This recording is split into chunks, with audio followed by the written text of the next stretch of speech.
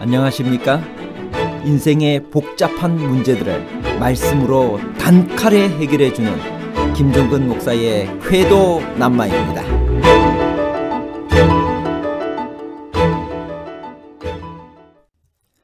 우리는 스피드의 시대에 살고 있습니다. 빨리빨리 끝내려고 합니다. 그런데 속도가 인생에 반드시 좋은 결과만을 가져오는 것은 아닙니다. 서두르지 맙시다. 급할수록 우리에게는 여유가 필요합니다. 물론 속도가 중요할 때가 있습니다. 속도가 강조되는 경쟁 문화의 시대 속에서 나 혼자만 뒤질 수는 없다고 나서는 것이 모두 현명한 처사가 아닙니다. 급할수록 돌아가라는 말이 있습니다. 우리는 좀 더 긴장을 풀고 삶을 돌아볼 수 있는 여유가 필요합니다. 하나님의 시간을 인내하며 기다릴 필요가 있습니다. 오늘은 인간의 시간과 하나님의 시간을 비교하며 재림에 관해 생각해 보겠습니다.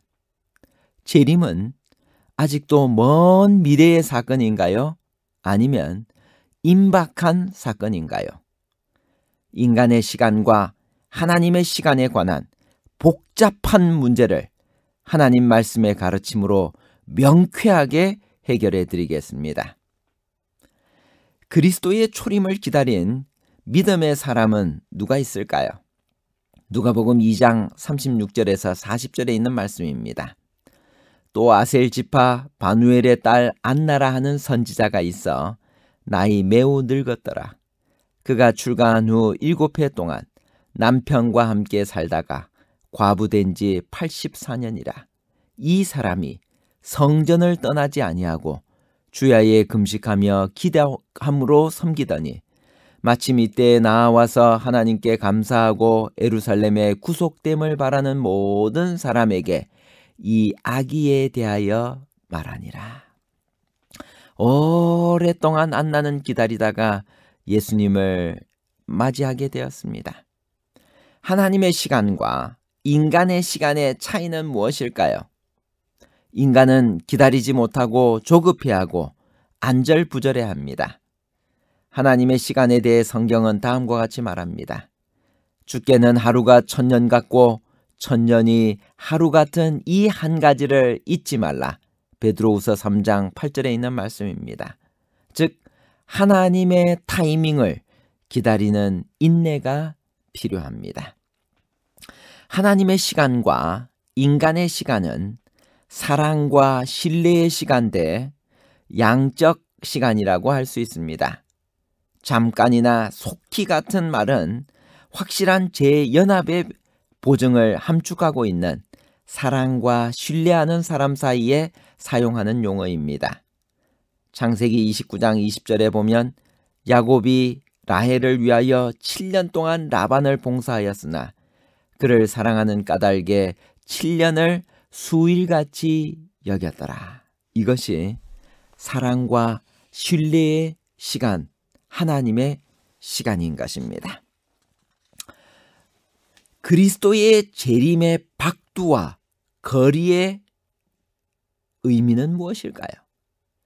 여러분이 성경에 보면 박두, 또 한참 있다가 올 것 같은 그러한 두 가지 표현이 나오는데 먼저 박두에 대해서 보겠습니다. 히브리서 10장 37절 잠깐 후면 오시리가 오시리니 지체하지 아니하시리라. 예수님이 신약 성경을 읽다 보면 금방 오실 것만 같은 그러한 느낌을 받습니다. 그런데 누가복음 12장 41절에서 48절에 보면 이 악한 종은 주인이 더디 오리라고 이렇게 생각하고 있었습니다. 한참 동안의 거리가 있을 것이라고 하는 이 두 가지 표현이 다 나오는 것입니다. 그러면 우리는 이 박두와 거리의 이 사이에서 이 긴장 관계를 어떻게 해결하면 좋을까요? 여러분, 경험적 시간과 실존적 시간이라는 말이 있습니다. 경험적 시간이란 양적 시간을 이야기하는데 시계와 달력으로 측정되는 시간입니다. 내가 저 사람을 만나기 위해서 계속 시계만 쳐다보고 하루하루가 지나가기만을 바라보고 있는 그러한 기다림입니다. 그런데 실존적 시간이란 질적 시간인데 사랑과 신뢰로 재는 시간입니다. 이 사람들은 달력을 보지 않습니다. 7년을 수일같이 여기면서 사랑으로 기다리는 시간인 것입니다. 우리는 예수님의 재림을 어떻게 기다려야 될까?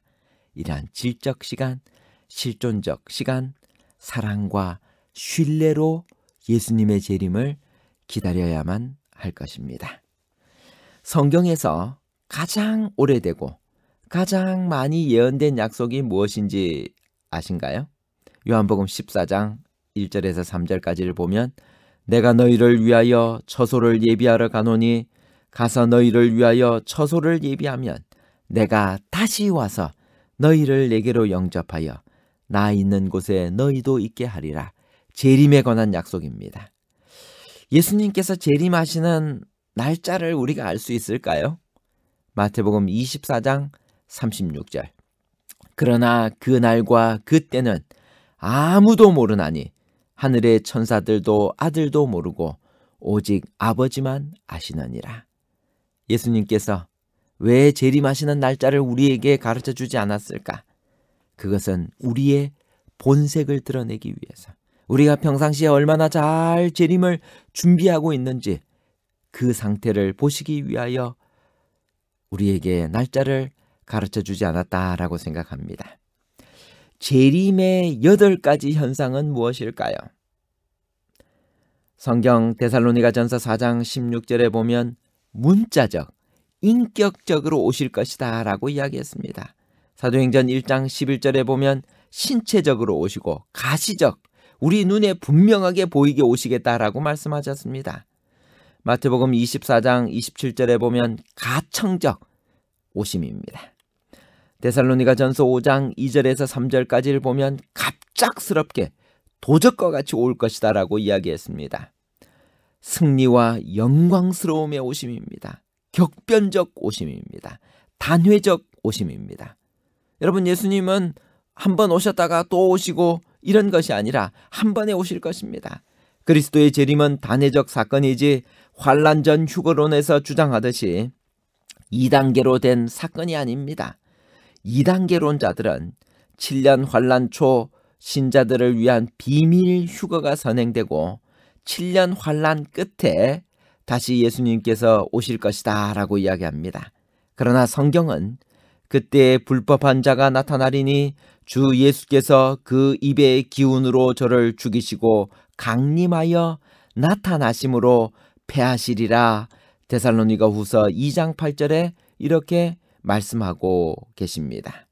여러분, 예수님의 오심의 그 재림의 사건은 비밀 휴거 2단계 재림론이 아니라 단회적으로 한 번에 오시고 한 번에 오신 다음에는 그 다음에는 다시는 은혜의 시간이 없는 것입니다.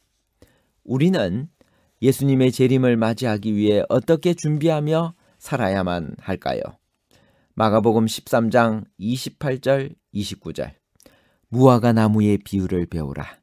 그 가지가 연하여 지고 잎사귀를 내면 여름이 가까운 줄을 아나니 이와 같이 너희가 이런 일이 나는 것을 보거든 인자가 가까이 곧 문 앞에 이른 줄을 알라. 주의하라. 깨어있으라. 그때가 언제인지 알지 못함이라. 이러므로 너희도 예비하고 있으라.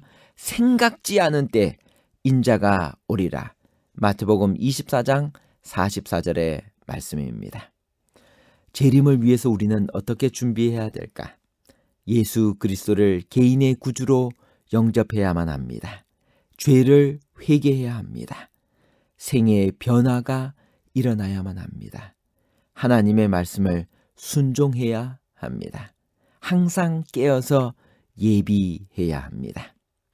저는 결혼한 지 5개월째 되던 해 학원에서 주는 장학금으로 일본에 유학을 가게 되었습니다.